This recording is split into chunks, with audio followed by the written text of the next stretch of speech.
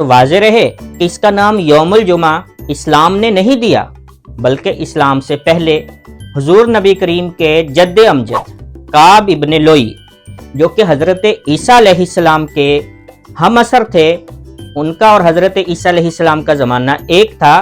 तो उस काब इब्न लोई ने सबसे पहले लोगों को जुम्मा के दिन इबादत के लिए गैदर किया था, इकट्ठे किया था, तभी से इस दिन का नाम यौमुल जुमा पड़ गया। फ्राइडे, हफ्ते का छठा दिन।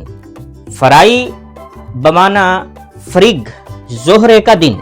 तो जोहरा जो सोलर सिस्टम में सियारा है, जो लोग उसकी परस्तश करते थे, उन्होंने ये दिन इसके लिए मुख्तस कर रखा था।